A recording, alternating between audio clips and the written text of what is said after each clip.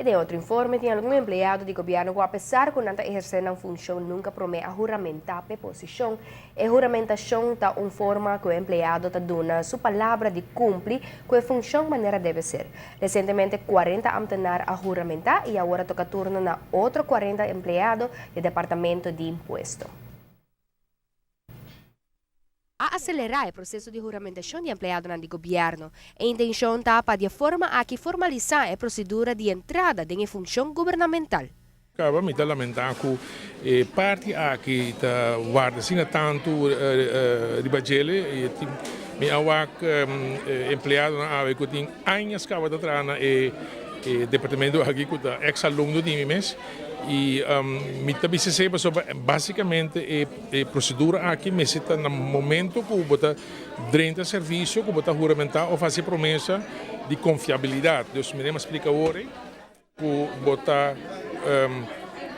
priminti, lo bota de confia, ora bota elaborado em departamento aqui de compra sobre aqui dentro tem hopi dados de maioria de gente de nossa comunidade, dados não personal, dados não financeiro, dados não privado e for a comunidade me está seguro que o departamento aqui e seu empregado não está pode confiar com tanto dados assim, então é muito particular a maneira de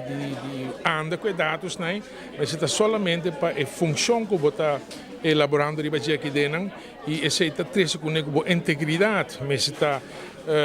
alto, mas está no nível alto, para assim todos os dados não personal e privado que queda aqui dentro. Dados não privados destinados especificamente para o Departamento de Imposto. Bota jura que lobo não compartilhar fora de aqui dentro para o trabalho, lobo não compartilhar dados na com outro não para motivo não personal, para motivo não de placa, para motivo não político ou qualquer outro motivo, solamente para o funcionamento aqui dentro, bota ganha conhecimento de dados na e esse é basicamente o sentido e conteúdo de juramentação ou primentimento aqui dentro. Nota um secreto que o departamento aqui tem um retraso de nomeação de personal e tem tua retenção que lo cumpre com isso aqui também. Resultado de manejo de anos largos, de décadas largas, com consequência que tem débito grande de bacalhau, que tem cobra, tem retraso grande de aangifte que tem processar e assim tem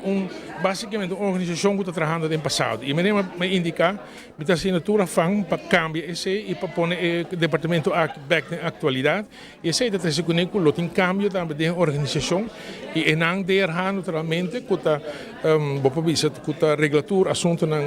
de personal também ele está envolvido para assim e também ajuda guia e reorganização para assim e não está claro também para outro ano agora conosco executar a reforma fiscal que também agora anunciar acaba. Lo continua que a cerimônia não para empregado no público juramentar e assim assegurar que não está fazendo função cultura, integridade e seriedade.